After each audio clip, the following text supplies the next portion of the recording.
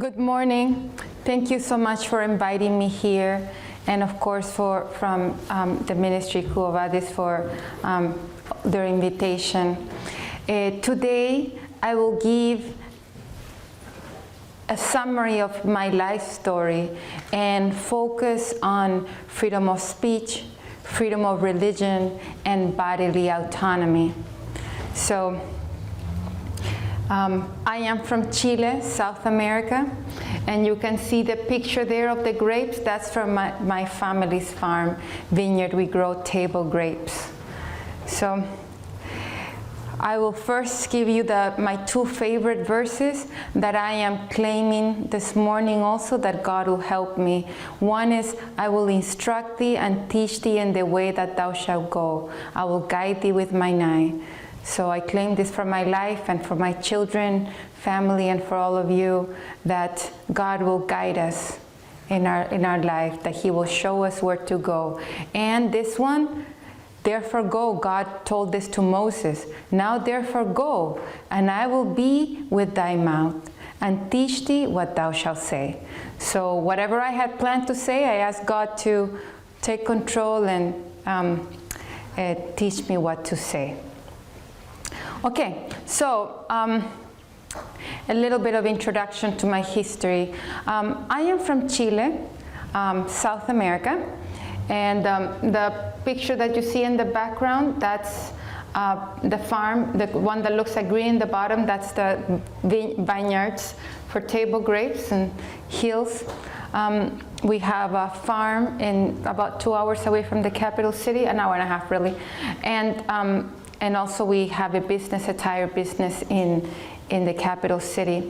How did my family become Adventist? My grandfather, I believe this was around the late 1940s, my maternal grandfather, the father of my mother, became very sick, and he had a business relationship with a German. This German escaped from Nazi Germany because he was not willing to fight for the Nazis, join the army. Everybody had to join the army. He was a Seventh-day Adventist, and his conscience did not allow him to fight for the Nazis, and he escaped Germany and came to Chile. Chile was a good second option. Of course, he probably would have preferred to come to the US or Canada, but many of these countries had difficult immigration systems, so it was easier to go to Chile. So there in Chile, this German who escaped Nazi Germany because of conscience, as a Seventh-day Adventist, met my grandfather and helped them to get better, because my grandfather was sick, taught him about the health message, and my grandfather became a Seventh-day Adventist. Okay, and this German man taught my grandfather and all the rest of the family the of freedom of conscience, freedom of speech, all our teachings as Seventh-day Adventists, the health message, about being vegetarian, about keeping the Sabbath, all of that. And these important values I have inherited them from then. My maternal grandfather also passed this information to my paternal grandfather, who was also not Adventist, but he became an Adventist because of him. And so both sides of my biological families, paternal and maternal, became Adventists around that time, in 40s and 50s. So that's how we came to value the principles of health, freedom of speech, and religion. So how did we come to the United States? My family has a grape farm, and my mother for a while was in charge of the export of the grapes. So we would come from Chile to Philadelphia in the beginning of spring, late winter, and when the grapes were ready, because Chile is the opposite. So the beginning of spring would be for us like our fall. In other words, grapes are ready at the end of summer. So that for the US would be the end of winter, you know, so it opposite seasons. So the grapes would be sent to the United States. My mother would receive them in the port in Philadelphia. Our grapes would come to Philadelphia at the time, and I would help my mommy inspect the grapes in the port in Philadelphia and help to check how much the amount of grains that were falling off the pedestals, and if they were, you know, the percentage of them that were rotten, etc., and the size, and what quality they are arriving in order to help to set prices. So that's how I started coming to the United States. We were coming back and forth very often. Eventually, my mother, at that time, my mom was single. She had married and been divorced, and my mother put me, my sister, and she had 2 small boys also. She put us in boarding school, and I went to a boarding school in Arkansas, Washita Hills Academy, a very conservative school, and they had an agriculture program, and that had a great impact on me. Washita Hills Academy, I learned a lot there. And I started colporteuring, you know, canvassing, and I deepened my experience with God through colporteuring. Eventually, I came back to Chile, started studying agronomy, agriculture engineering, and came to Andrews. I mean, eventually came back to Chile. Long story, I'll keep on going. Came back to Michigan. So traveled to different places in the world. So this is just the outline. I'm just going to go into detail. So I went into, the tire business. So this is our table grapes from our farm. You can see there. And there's a picture of the business, Supermercado del Neumático. That's my family's business in Chile. Means supermarket of tires, or tire supermarket, because we sell tires for cars, you know, cars, trucks, mining, you know, all kinds of tires. And the red building there, which is an old building, a couple 100 years old, that building has the original business on the side, and the newer business there you can see on the top. And we have several branches throughout the country. And you can see a picture of Santiago, the capital city, where the business is at and where I was born. You know, it has big mountains, and when I was born, those buildings weren't so tall. You know, there was no skyrisers when I was born, but the city has developed a lot.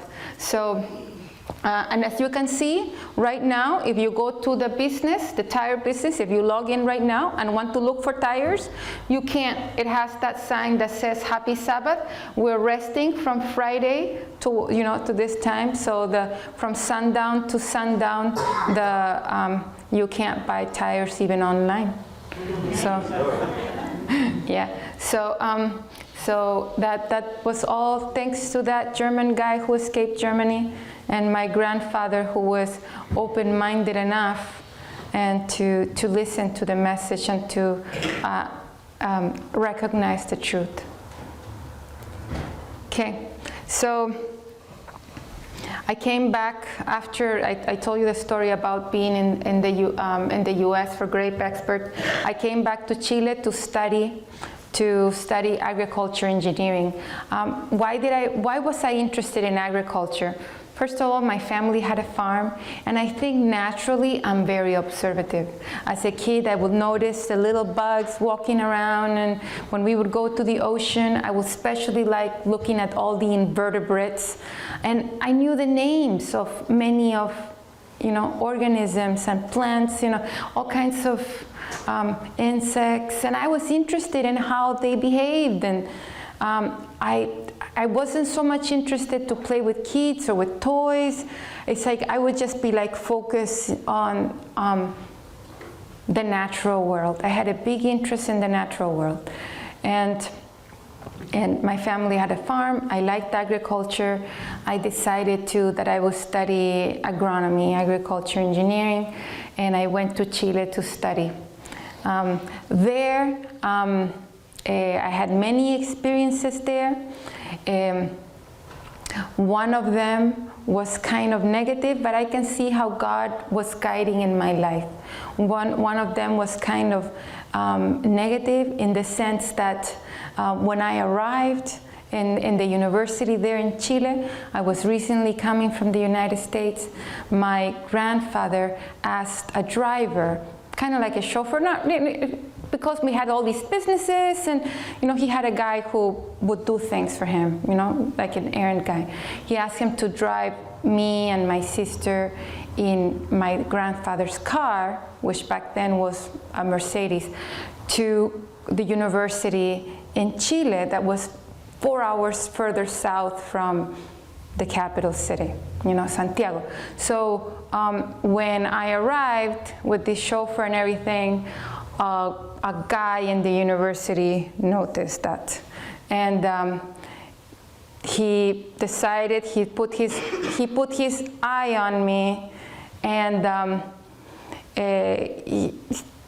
he started working on getting me. So I was, every Sabbath I would go across the river from the university. There was a poor community across the river, and there was no nearby bridge. You had to walk a ridiculous distance to go to the nearby bridge, so we would just actually cross the river, very cold, so we would cross the river and get all wet and then change on the forest on the other side, and then give Bible studies to, poor communities and teach people how to read, even adults, older people. I was trying to teach how to read and have lessons with children and all those things. But this guy noticed that and asked to be sent to this mission work with me. He was Brazilian and I knew Portuguese. I speak 4 languages. So he said, why don't you put me with Marisol, because she speaks Portuguese, she could translate for me. So anyway, he worked on me enough, giving me cards and flowers. Eventually we got married. It was a scam, he married, he, just as a story, how, a little bit of my testimony. He stole everything I had, because, once I bought a property, I built a house with my work, colporting work, and I was pretty dedicated, and my grandparents also gave me some stuff. So bought a land and built a house, and when I was studying for my exams, my Calculus 3 exams, hard Calculus 3. I don't even know how I survived that one. And so I was having exams of calculus and a few other exams. It was final exams, so I had like statistics final, statistics 2, and I had, calculus exams and a few others. So he said, you're so busy. You don't have time to do all the paperwork. You had to register the house with the city. You had to, somebody need to inspect it and make sure that everything is up to code. Is like the paperwork, So you don't have time to do that. Give me a notary power and I'll do everything for you. He said, well, I gave him the notary power once he had all the paperwork ready, and I came back home one time from one of the exams. He told me, I never loved you, I only married you for money, everything is mine, go. Anyway, I lost everything. It was very tough. But I did get depressed. I'm not superhuman or nothing. So I did get depressed, but eventually I stood up and decided I'm just gonna get up and keep on going, and decided I would finish my degree in the US. So I said, I'm just gonna study agriculture in the US, and I was thinking where to go, where I can study agriculture. And in North America, there's only one university that has agriculture. Guess what it is? New York City. Andrews, SDA. there's many universities that have agriculture. I'm talking SDA and teach that is Seventh-day Adventist and have agriculture program. Mainly, it's Andrews. I found a few others, like there's the university in Argentina, but I didn't want to go to Argentina. And then there's like an agriculture university in Papua New Guinea. I was like, nah, I don't want to go to Papua New Guinea. So, I mean, I'm sure it's very beautiful, but I thought, okay, Andrews is a good choice. So I came to Andrews. So I came to Andrews to study my last year of agriculture, my agriculture degree. I already had so many classes that I had in Chile, so I was able to transfer most credits. I only had one more year to seal the deal and get my degree. So I was in Andrews. I did really well. First of all, I have very big interest in science. I always was very observative of the natural world, and I had taken already so many chemistry classes, and every single class I had taken, and therefore, when I was in Andrews in classes, I did really well. Like, I knew the answers and everything, and unbeknownst to me, my professors in Andrews noticed this, and they contacted Michigan State University, and they said that I was graduate school material, and 2 professors from Michigan State University offered me assistantship. So in other words, I could study my master's and PhD at Michigan State without paying anything, without all my tuition paid, and they would pay me a salary to study. So it wasn't very much. Back then it was like 1,500, it went up to 1,800 at the end a month to be a student, But I thought it was a pretty good deal because I was all my tuition paid. They would buy my computer. They would pay all my trips for conferences, science conferences, and they would pay me money so that I could live meanwhile I was studying. I was like, where do I sign? Okay, so I didn't think about that one very hard. So I accepted that. I didn't even know that existed. I didn't know that you could study, for free, and they would pay you to study. I mean, many young people know those things now, but I had no idea. So that's how I ended up at Michigan State. And in Michigan State, I did my master's and PhD there. While I was in Andrews, I met my husband. My husband Goran is from ex-Yugoslavia. There's a gentleman in the back, his name is Soran. Maybe you're from ex-Yugoslavia too, are you? I am. Oh, okay. I'm not a scammer though. No. My ex was from Brazil. Oh. My new husband, my current husband is... My wife is from Brazil. Right. Okay. So my first husband was Brazilian, and that one was bad, okay? But now I'm married to a Yugo, a Bosnian Serb, actually. And he's good. I met him in Andrews, okay? He's good. I'm still married with him. We have 3 children. And he lost his leg in the Bosnian War and became Adventist, after this experience, for people sharing literature,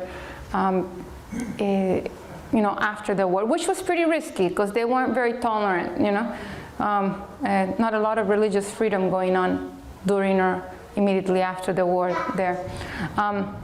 So I did get married again, and I do have a husband and children, and that has been a blessing to me. My children are beautiful, good. I have a good relationship with all of them, and my husband has been very supportive and helpful. And without him, I probably couldn't have gotten a master's and a PhD because he's helped with the raising of the kids and been supportive through the many challenges that I'm going to tell you about next. So as a student at MSU, the situation is not at all like it is now. It was much better. There was a lot more freedom of speech, a lot more freedom of religion. I did have a couple challenges. One, I was a believer, Just like now, I believe that God created the world in 6 days, and on the 7th day he rested. And that's why we keep the Sabbath. By the way, if we don't believe that God created the world in 6 days, and on the 7th day he rested, there's no point in keeping Sabbath. There's no point to be a 7th-day Adventist. It all falls apart. The foundation of all biblical beliefs, the foundation of being a 7th-day Adventist is creation.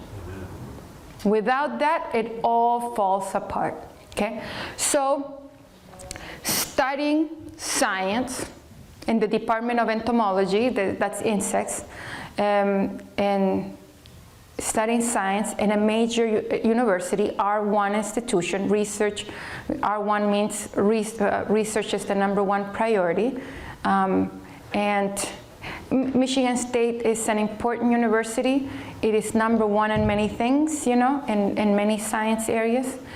And but studying in a university like that was challenging in the sense that most of my professors were either atheists or agnostics, and in the classes I was expected to answer questions in the evolution. So the mechanism that I adopted as a student, I would say, this is what you want me to say. I would write, this is what you want me to say, and I will give the answer, but this is what I believe. And so I would, that way they knew I knew the answer, but I would say that it was wrong, you know? And that way I could get a good grade while not violating my conscience. It worked. Most people were tolerant enough. I remember even in my defense, one of the professors says that no intelligent person cannot believe in evolution or something like that. So I did get darts, you know, once in a while, but I was able to survive that. One of the biggest challenges during being a student was that I was being forced to join a union. It's the Graduate Student Union. And I am really morally opposed to unions. I believe in freedom, and if anybody likes unions, you can like them all you want, okay? But I don't like unions because they destroy companies and they coerce governments to do things that I think are wrong. They get this political power and this funding and use it politically for causes that I do not support. And Ellen G. White says that one of the things that will bring the United States down are unions. So trade unions. So I didn't want to be part of the union, and I was told, if you don't become part of the union, you can't be a graduate student. In other words, they get rid of me. And I'm like, you can get rid of me, I'm not going to join the union. Okay? I'm not going to join the union. And I received a lot of pressure, and even one time, one of the union representatives came to talk to me very firmly and pretty much told me that I will be dismissed, and I did shake. You know, I was a little bit shaky, you know, but I told him, nope, I'm not going to join the union. You can get rid of you. I'd rather stop being a graduate student than join your union. When they saw that there was no way, they didn't get rid of me because I did get the master's and PhD. But my professor also was on my side and supported me. He supports unions, but he doesn't seem to support coercion, because whenever I was even now, he's not my professor anymore. I kind of took over his job, but even now, throughout these situations, he still supports freedom. Even though he supports all the opposite causes that I do, he still thinks that I should have the right to believe differently, which is a wonderful thing. That's getting kind of rare, by the way. So that was kind of a test at the beginning. And unfortunately, Michigan, the state of Michigan, passed new laws with our new governor, Gretchen Whitmer, they have removed the ability to opt out of unions. So this was a move against the freedom of conscience. The right to work law, that you have the right to work even though you don't join a union, that has been removed in Michigan. So our governor in Michigan is an anti-freedom person. She was extremely tyrannical during COVID. She even put rules that you could not buy seeds. You know, the areas of the garden part of the stores were like barred off and roped off, and ridiculous rules like you could ride a kayak, but you could not ride a motorboat, you know, during COVID. And other such things. So she was a tyrant, but a bit of a ridiculous tyrant. But that's one of the things is that that this has been a movement against freedom of conscience. So after I finished my degree at Michigan State, I got a job in Saipan. You guys probably haven't heard of Saipan, but Saipan is an island close to Guam. You guys heard of Guam? Guam is kind of close to Japan. Okay, the United States has a big space, army base there, and there was many battles in World War II with Japan in the Northern Mariana Islands. So I got a job in the Northern Mariana Islands as the entomologist and nematologist of the Northern Mariana Islands.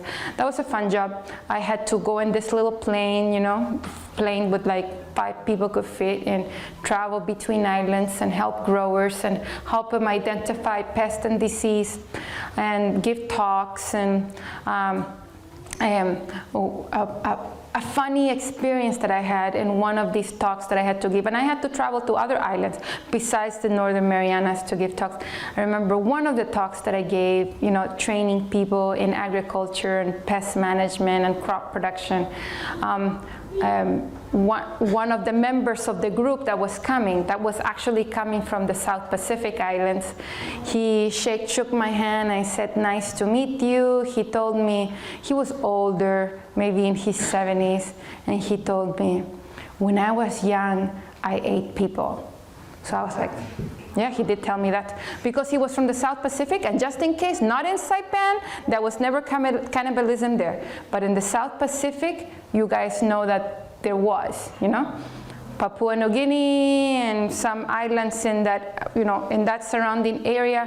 So that guy told, which was a weird thing to say for sure, but just to tell you what kind of life I was living back then, you know, in Saipan. It was an adventure. I was traveling to different places and talking to people that had all red teeth of chewing so much betel nut, and they're all human, and we're all one race. We are all children, descendants of Adam and Eve, and Noah and his wife. So all humans, all people are my family. And I had a good time. Many of them became very good friends. I still communicate with people in Saipan.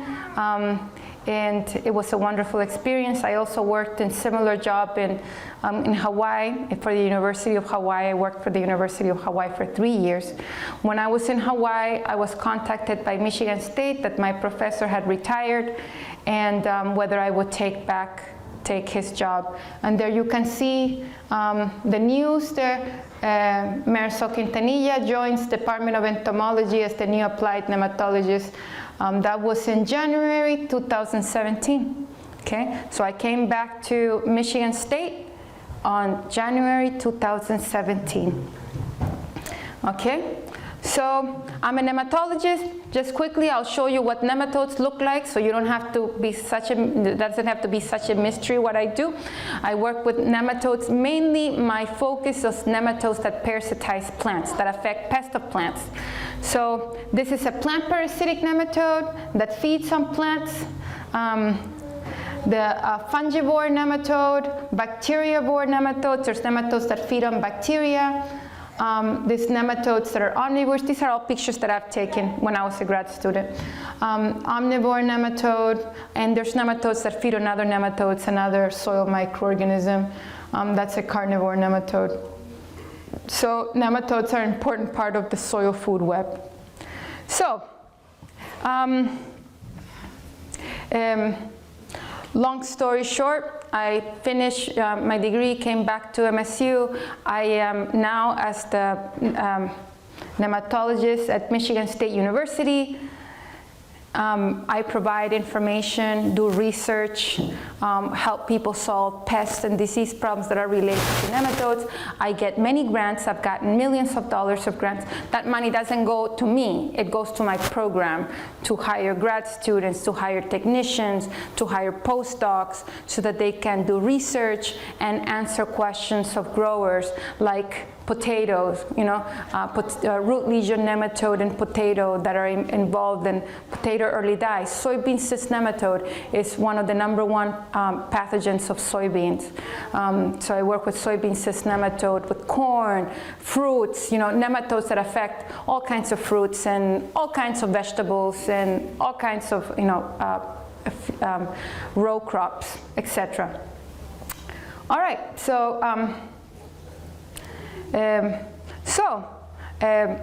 just as a aside, during my work here at MSU about a year and a half ago, maybe it's going on, about a year and a half ago, I did my DNA, and I think you did yours too, because you keep on saying that you have a 1-something% Coptic Egyptian. So you couldn't have found that out without the DNA. So I did my DNA. I was curious because I have a family member who was telling family stories and stuff, and I wanted to kind of confirm and find out more about my family heritage. And I found a big surprise. A big surprise. I found many things that were very big surprise. But one of the things that I found out that was a big surprise that shook my life and challenged my identity of who I thought I was and changed my life was I found out that my dad is not my dad. That was a big thing. And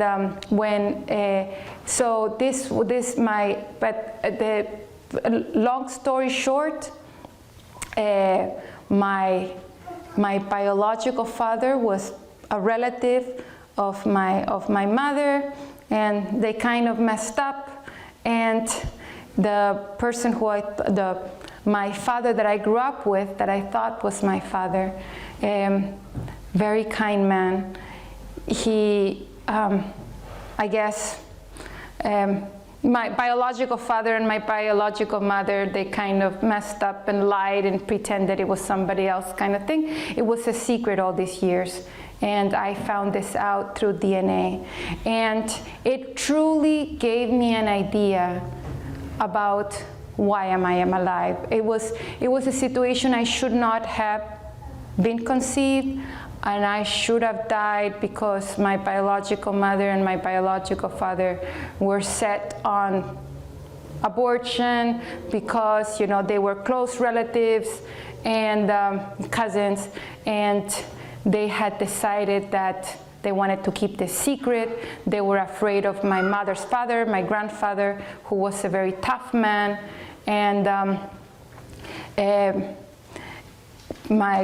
some people got involved, including my mom's official boyfriend at the time. When he found out that she was pregnant, he's not Adventist. He's from a Catholic family, and his father was the General of Police of Chile. He was very important police, and he was like, "You get rid of the baby," because abortion was illegal in my country, and pretty much threatened my mom, "If you get rid of the baby, it's not gonna go good with you." So, and he was thinking that I was his baby. Anyway, so the father that raised me saved my life. I should have been aborted. I should have not been conceived. That was a mistake. And they would have aborted me 100% if the laws in Chile did not exist, and the father who raised me was not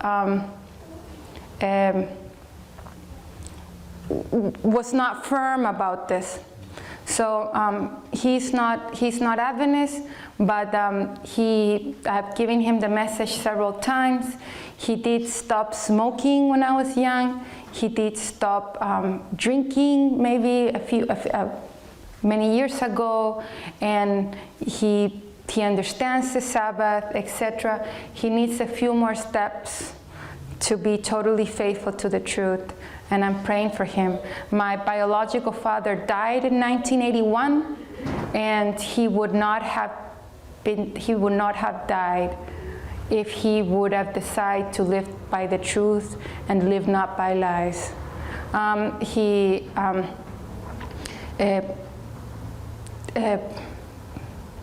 I suspect his death was not natural and related to this situation.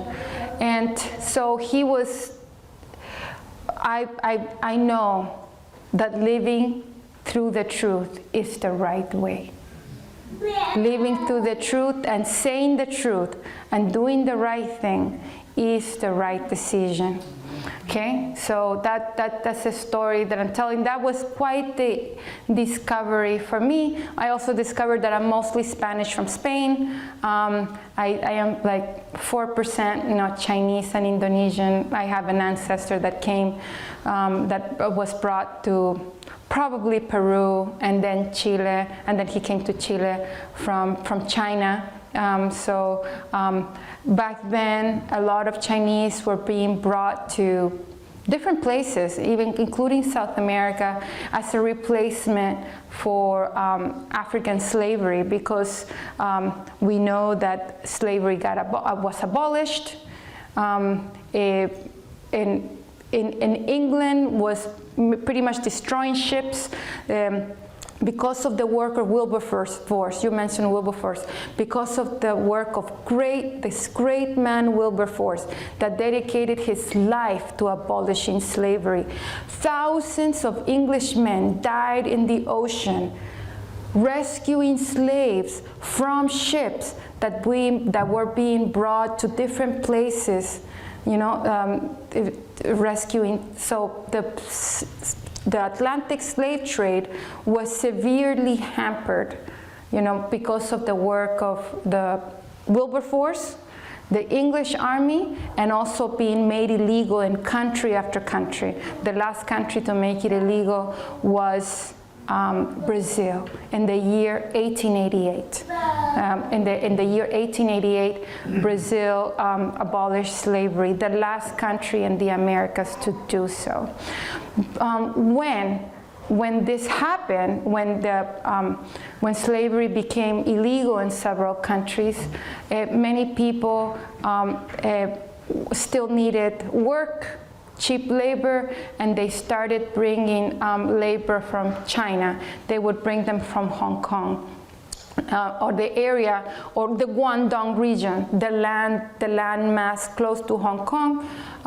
There was Macau. Macau is right there. That belongs to Portugal, and Portugal will get people from Macau to the mainland Guangdong and ship them to different areas, Peru, and different areas of the world to work in cotton, mining, etc. So I do have an ancestor from China, and I have an ancestor. I have some North African ancestry from Algeria, and etc. But mostly from Spain. I'm mostly from Spain. Okay, so about conscience and MSU. So things at MSU and the world, Michigan State University, pretty much all university, the world, including sadly Canada, and Canada is one of the worst examples. Religious liberty, freedom of speech, and medical autonomy has been on the downturn. Anybody notice this? Yeah. Okay, so I'm not alone in noticing this. Good. So it's been a downhill slide for liberty of conscience, liberty of speech, bodily autonomy, and it's all connected, by the way. If somebody doesn't let you talk, They're neither going to let you practice your religion freedom, and they're not going to give you bodily autonomy. It's all connected. It's all connected. Freedom is all connected. Okay? So, first came COVID. And I gave a talk for Quo Vadis, pretty detailed about COVID yesterday. By the way, what time do I have to? Midnight. Midnight. All right. Midnight. Okay, you guys, it's midday, so you guys still have till midnight. No, definitely. About 12:30. 12:30. Okay, so 12:30, so it's 12:22. So I'll be in a couple extra minutes, I think. All right, so COVID came, and it was weird since the beginning. You know, the COVID situation was weird since the beginning. First, it started in China. I think the way that China reacted had an impact all over the world, because they locked down, and they locked down Wuhan internally, and it seemed to have worked, or they said it worked. And I think that kind of set off a chain reaction. And I really, it doesn't seem to have been a natural origin of COVID. It seemed to have come from a lab, from gain of function research, which I believe is unethical research. I want to set this very clearly. And unfortunately, shamefully, the United States was involved in this. There was grants given to the Wuhan lab through an intermediary, the Eco Health Alliance. And there's still the possibility it came from a natural animal reservoir, but I think that possibility is pretty small. Okay. So I think the possibility that it escaped from the lab is pretty high. At least to me, I think that's the way it happened. Okay, and it started in China. People started getting afraid. The universities, the news were really putting a lot of fear out there. People were afraid. And then in Italy got a big wave of COVID, and they were playing the news in Italy, and I think once it hit Italy and people were dying in Italy, I think people really thought this is going to come here and we're all going to die. Okay, all right, we're all going to die. That's the way people were thinking. The data was not quite that way. Even the data from China and the data from Italy was clearly showing that COVID was very age striated. Okay? It was affecting people in the very high age range, and even at those ages, only people with already other health conditions, diabetes, obesity, high blood pressure, other things. Most people who were healthy, going outside, eating healthy, COVID was not killing them. Okay, but the news were not really telling the full story back then. So even young people, even 20-year-olds, even 30-year-olds were afraid that they're going to die of COVID. And a lot of fear. And I don't think people act very rationally when they're afraid.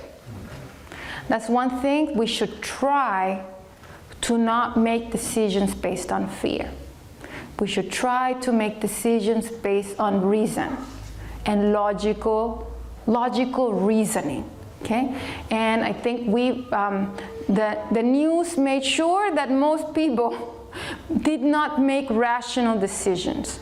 So people were very afraid, and people were willing to give up the freedom of association, the freedom to go to church, their bodily autonomy, the freedom to go see their grandparents at the nursing home. People died alone. Some people in their last days of life, they had to say bye to their loved ones to a screen. And I believe that all those things should have been optional. People should have had the choice to risk. People should have the choice whether they preferred the small risk of dying of COVID and not die alone and see their families one last time and give their blessing to their loved ones. People should have had the options of whether they wanted to travel or not. Well, anyway, so COVID brought a lot of ends to liberty. And since there was tremendous censorship, things could not be said. The truth could not be said. And I almost got fired by MSU. MSU had vaccine mandates. I decided not to get vaccinated for a couple of reasons. One is that I already had COVID before this mandate came through, and I knew I had natural immunity. There was a very important paper, Quo et al., 2017. This paper talked about SARS-CoV-1. SARS-CoV-1 was the original SARS. By the way, COVID was originally called SARS-CoV-2. Okay? So it was SARS-CoV-2 because it's a SARS virus. Okay? So SARS-CoV-1 was happened in Asia, 2003, 2004, and a paper came out in 2017 checking on the immunity of the people that got SARS-CoV-1 in the years of 2003, 2004. They still had immunity 12 years later. I mean, 2017 is not 12 years later, but the paper, takes a while before you publish a paper. So the data. They still had immunity. Their T cells still reacted and they still were protected. Doesn't necessarily mean that they won't get it again, but they have a much more minor reaction and their chances of dying were very minor because it's like you know how to deal with it. It's kind of like when you have experience and you've dealt with a specific problem before, you're like, oh, I know how to deal with this. I dealt with this before. Okay? So they already knew how to deal with it. So I knew, even though this was a different coronavirus, it's a very similar coronavirus. And the experience from SARS-CoV-1 should have been assumed to be the case for SARS-CoV-2.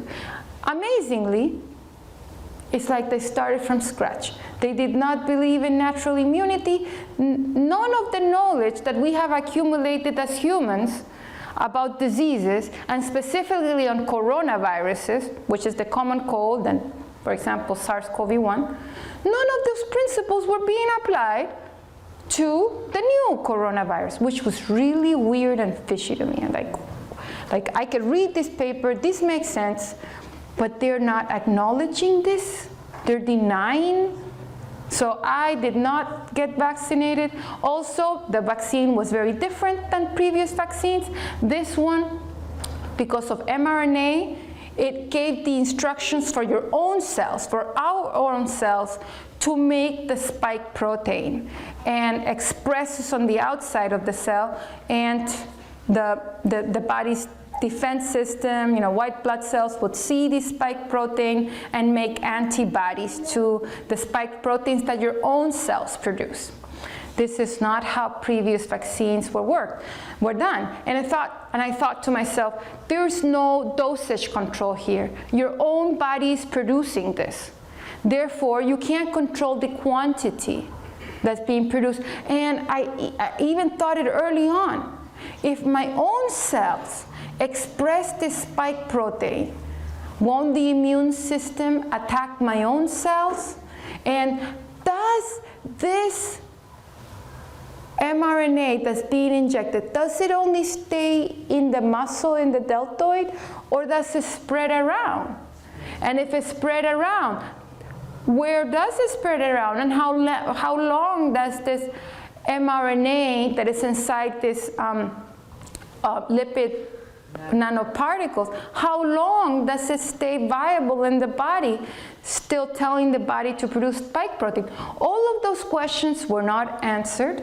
The side effects were not known widely and were not being readily acknowledged. And one thing that I clearly thought out, and I thought it would be unethical for me to get vaccinated, because the way that I thought about this is that coronaviruses adapt very quickly. That's why it's hard to get a vaccine for a cold virus. You know, they change. You know, influenza is, you know, same thing like the flu. You know, the vaccine for the flu, it needs to be updated every year, and it's like a hit or miss. So coronaviruses are the common cold. They change quickly. It's not like polio. It's not like some vaccines are highly effective. In part, is because whatever organism they're working against doesn't change so quickly. But this one changes quickly. So I thought, if everyone gets vaccinated, even those that don't need to, which I didn't need to because I had natural immunity and I didn't have the complicating factors, you know, the age and the diabetes and all those things. If I get the vaccine, all I'm doing is promoting the virus to produce variants that will be resistant to this immunity. Because it's like, what happens when you spray the weeds with the same herbicide for decades? You get herbicide-resistant weeds. Anybody who is a farmer knows that Roundup no longer works in certain weeds. What happens if you use the same antibiotic against bacteria? Decade after decade, you get bacteria that are resistant to antibiotic-resistant bacteria. Okay? Why wouldn't COVID do the same? I thought, even at the beginning, why wouldn't COVID? And in my letter of exemption I wrote to the university, the more people get vaccinated, the less effective the vaccine will be. If we really want to protect the vulnerable, the vaccine should be optional and only advised to the people with high risk factors. Right. This was what made sense to me. And anyway, they did not believe in freedom of speech, and they were willing to fire me. Thanks to the village church, they had a special program. They brought a lawyer, and Jonathan Circle. I took a lot of notes and wrote a letter of exemption. Anyway, it did get approved, but some challenges in between. After this big problem with COVID, came other challenges of conscience. I think they got empowered. The people that like to control others, they felt empowered, and they started putting DEI mandates, diversity, equity, and inclusion, which sounds beautiful. But some of the principles of diversity, equity, and inclusion are diametrically opposed to biblical teachings. Okay? One is that God teaches us that we're all one human race. And we should treat everybody equally. Diversity, equity, and inclusion teaches that some races should be treated with preferential treatment and be hired over others.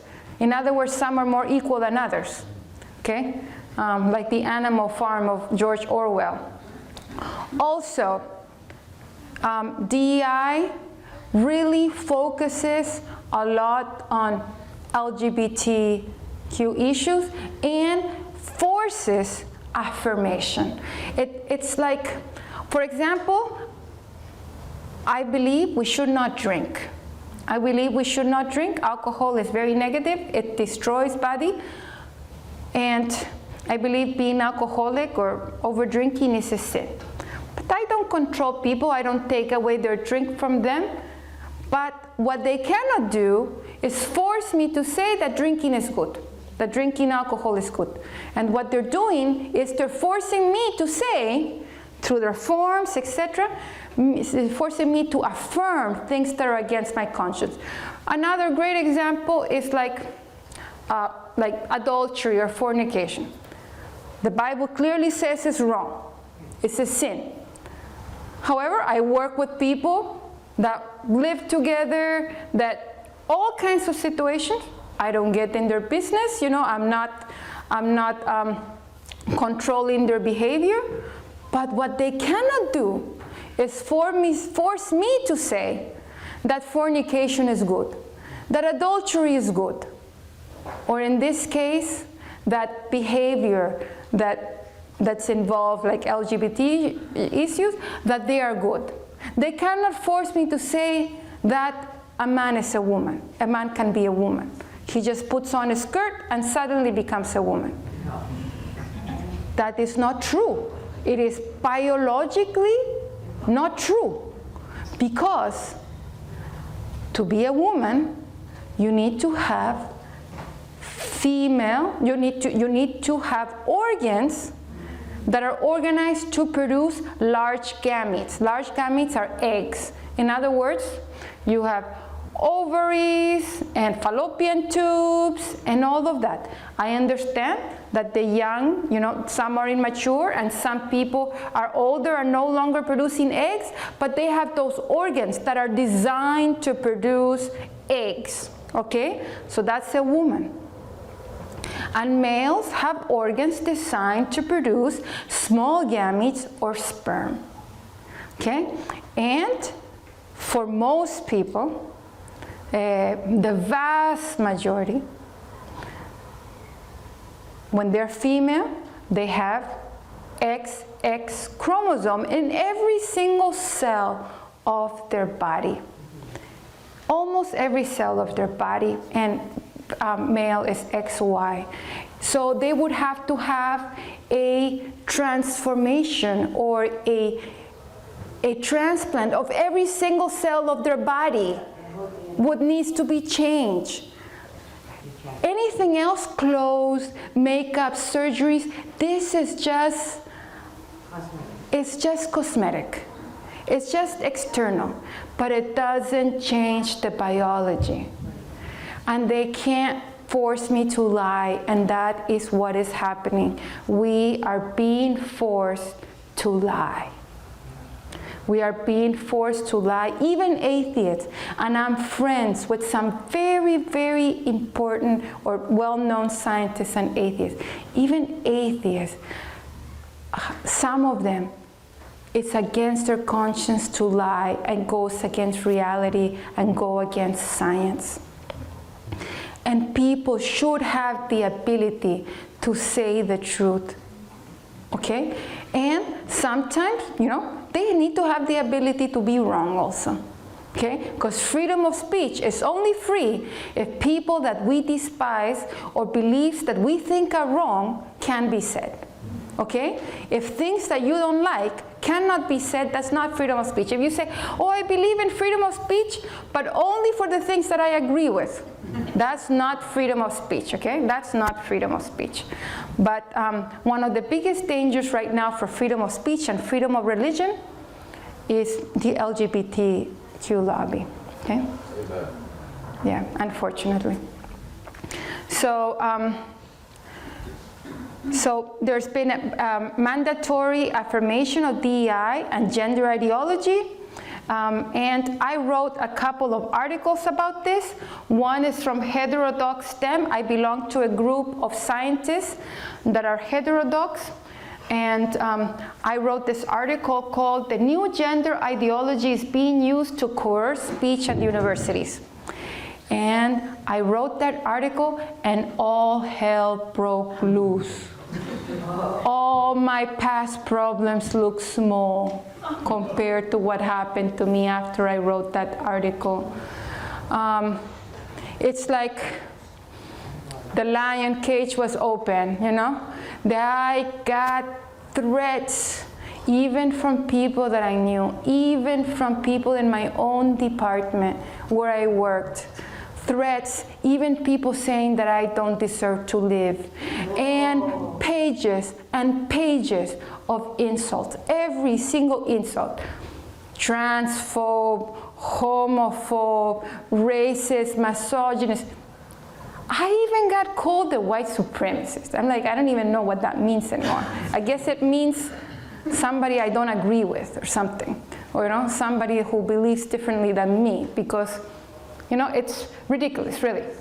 So, got called all kinds of things. And my article mainly said mammals, humans are mammals. Mammals are sexually dimorphic, okay? That means male and female. And males produce small gametes, sperm. Females produce large gametes, eggs, or at least they have organs designed to produce large gametes or small gametes.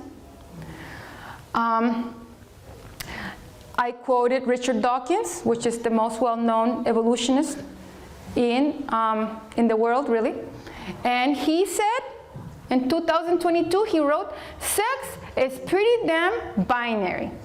Male versus female is one of the surprisingly few genuine dichotomies that can justly escape censure. In other words, there's male and female, and it's biologically proven, and it's one of the most firmly established scientific facts. Okay, this is not in question. No matter how much baloney they throw at you, it is not in question. That's the rest. So I wrote this article, all hell broke loose. Different people, including in my university, started working to get me fired. Talking to my department chair had many meetings with me, saying that I had to take the article down. And I said, no, I'm not going to take the article down. He also said that I'm not allowed to use, because I put Marisol Quintanilla and I put there that I'm Michigan State University and that I have a PhD. You can see this in the next slide there. They said Marisol Quintanilla, PhD, is a nematologist at Michigan State University. So it said that I cannot use my MSU credentials because the values in my article do not match the values at MSU. And you know what? I said, my MSU credentials belong to me. I got them. They don't belong to the university. They don't belong to the university. And why would anyone think that my article is supported with MSU when I'm speaking against what's happening?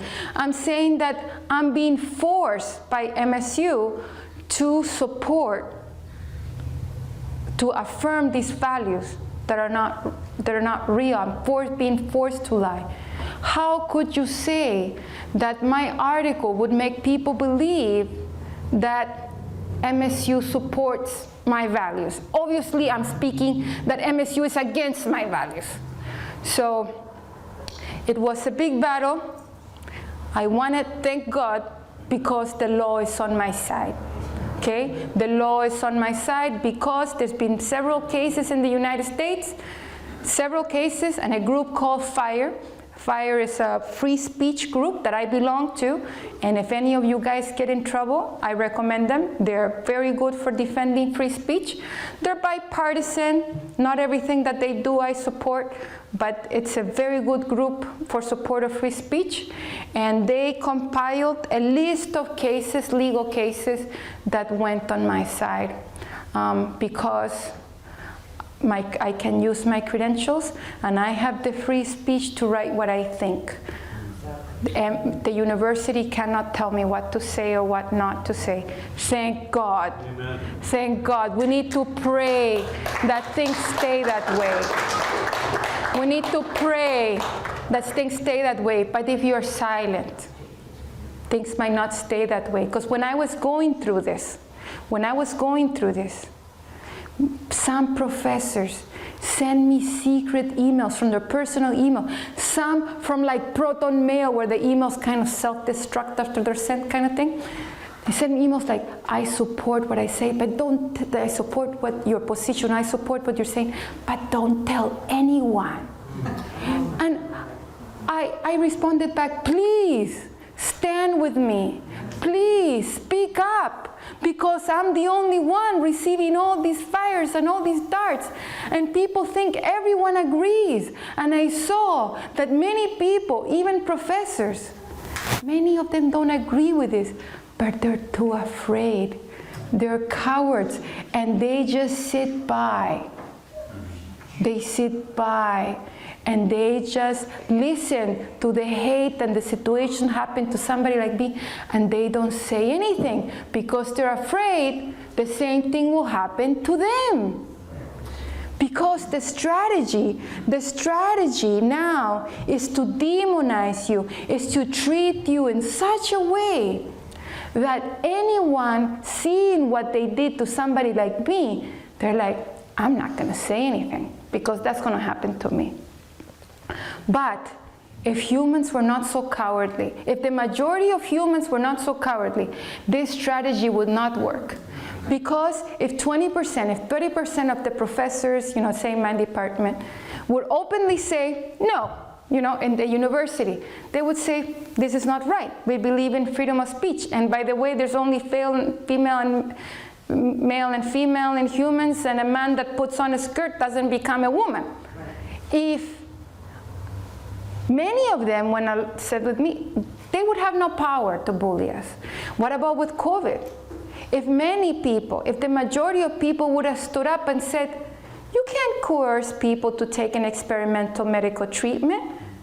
People need to have the freedom to choose. People need to have the freedom to choose whether they want to die alone or die with their loved ones. What is the risk when you're about to die? You're already about to die. Why would you have to die alone? The risk of COVID is so small. And if people are willing to take that risk, let them take that risk. But if people would have been brave, this would not have happened. If people would have been brave in Nazi Germany, the Holocaust would not have happened.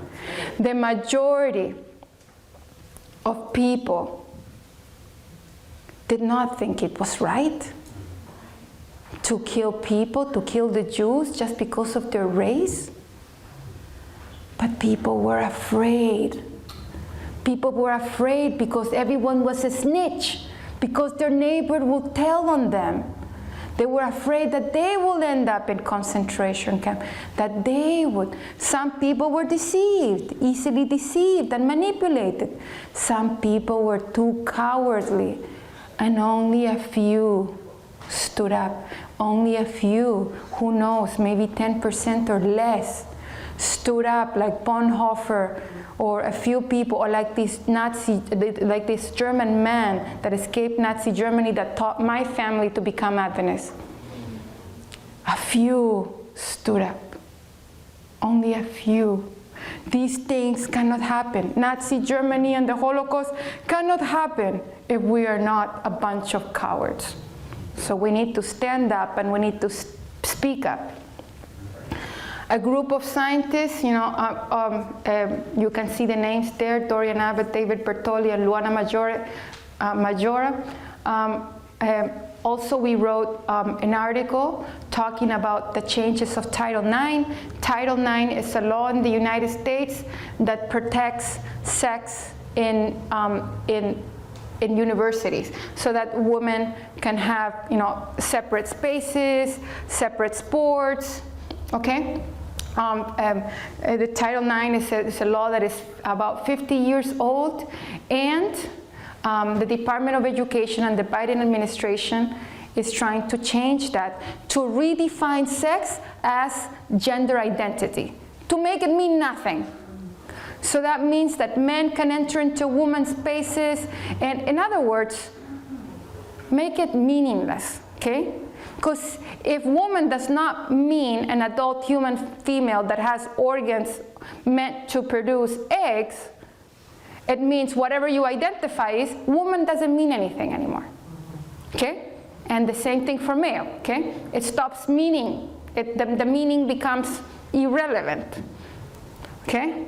So, and it reduces freedom of speech. I put that there is freedom of speech, freedom of religion. There's problems of freedom of religion. People who believe that God created them male and female now will have problem in universities, okay? And they will be forced to violate their conscience.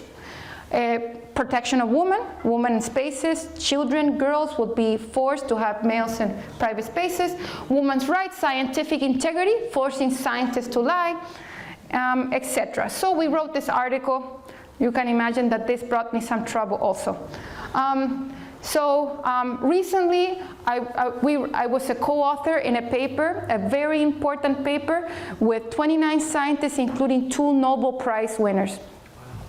And the paper it's about merit, in defense of merit. In that website right there, indefenseofmerit.org, you can find the paper.